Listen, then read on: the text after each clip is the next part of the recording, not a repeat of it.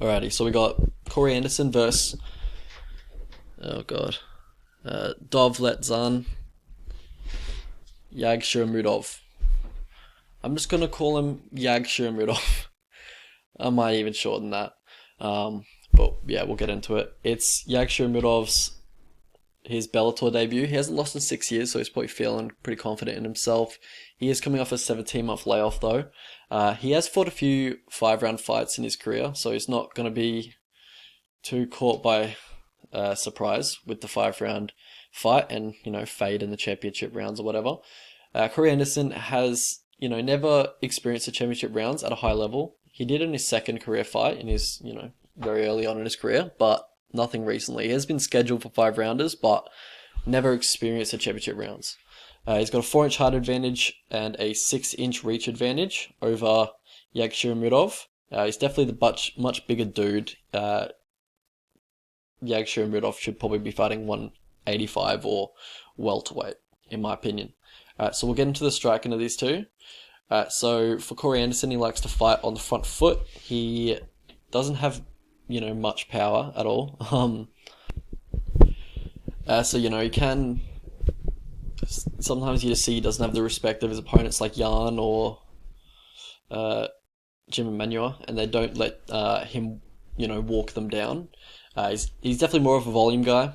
For Yagshimuradov, he's light on his feet. He likes to move around the cage on the outside often, generally circling to his right, so he can get a little predictable with that.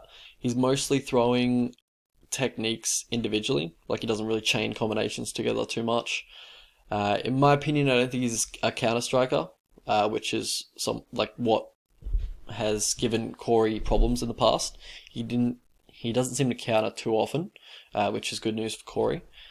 So how these guys match up is that Yagshimuradov does have a good low calf kick, and Corey doesn't check leg kicks at all, doesn't register them. Yagshimuradov keeps his hand low pretty much all the time, lead hand low, all the time, just hanging at his hip. And Corey, he does throw a lot of overhand rights, or straight rights, and that level change overhand right can catch opponents because they're expecting the takedown. What these guys like to throw is that for Corey Anderson, he likes to switch high kick, switch body kick. For Yagshimuradov, he likes a spinning heel kick. He's quite a showman in there. He likes those flashy techniques at times. Lead left hook as well. He'll kind of just not set it up with anything, just kind of throw it naked. Yagshimuradov does easily accept the back foot, and that's going to be a problem in this one because Corey's obviously going to be looking for the takedown as he normally does. So if he's going to be circling on the fence, just taking the back foot the whole fight, I think Corey's not going to have a hard time implementing his takedowns. A few things Corey does that gets him in trouble in fights is that he has his hands away from his chin when he's getting pushed back. He's just got very porous strike and defense as a whole. Commonly gets, very frequently gets hit clean.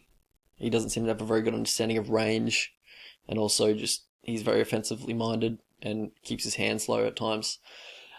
So in the grappling department, Corey Anderson, likely where he wants to get this fight, he is relentless with his wrestling, likes to go for that volume takedown approach.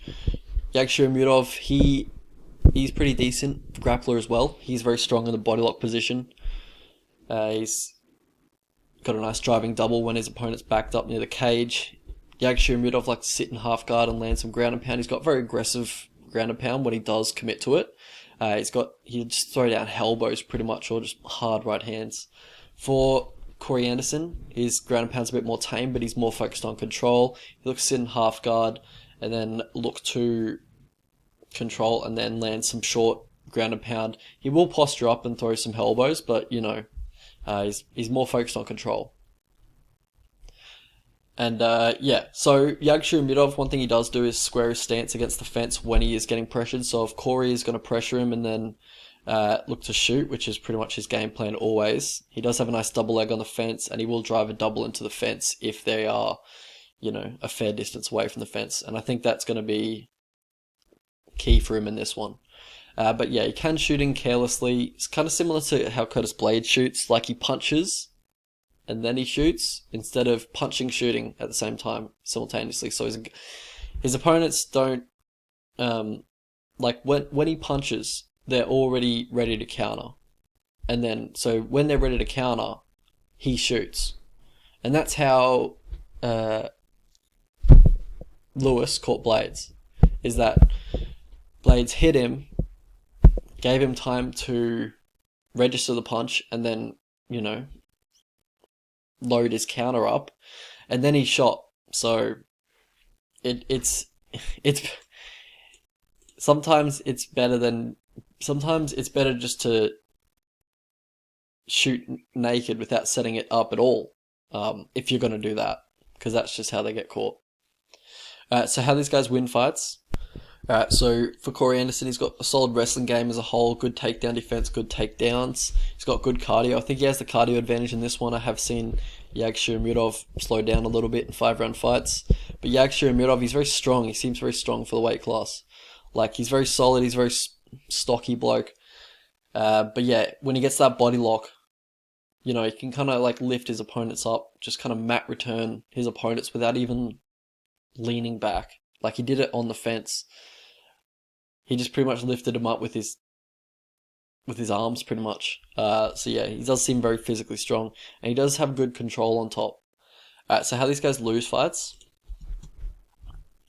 Yagshimuradov, he is low volume, and I think he's undersized for 205. For Corey Anderson, chin is like pretty much glass. Poor strike and defense, which gets him in trouble with his chin, especially in the pocket and off the clinch break.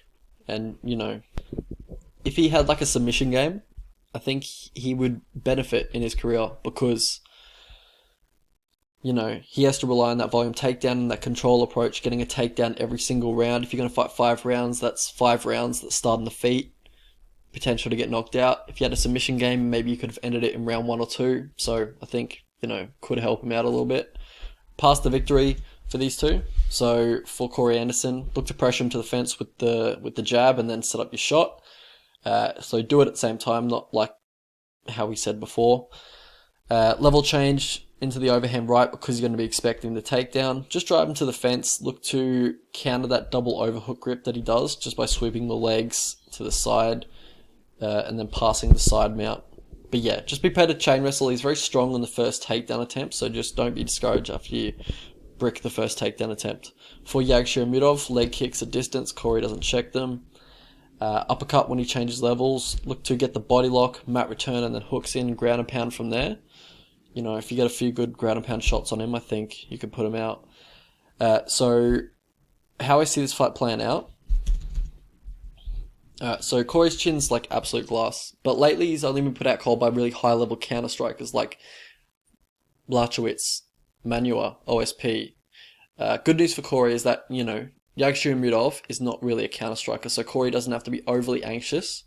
Well, he still needs to be overly anxious because of his chin, but he doesn't have to be super he should be concerned, but betters on him don't have to be super concerned, in my opinion, about his takedown entries and his striking entries, because Yagshimuradov probably has enough power to put Corey out. I think, a lot of people do at this stage. But that's the only way he wins the fight, in my opinion, if he puts Corey out. I think Corey's going to out-volume him on the feet with jabs and kicks at distance, and also just control him in the wrestling. So, yeah, let's have a look at the line here. Alrighty, so I think Corey Anderson grinds his way to a decision. I think it might be... Yeah, it's whatever. I think he'll win by decision, and I think he should be a bigger favourite than this. I think he should be about $1.50 or minus 200. I think there's a little bit of value on the line at the moment. I think Yagshimuradov is a good matchup for him.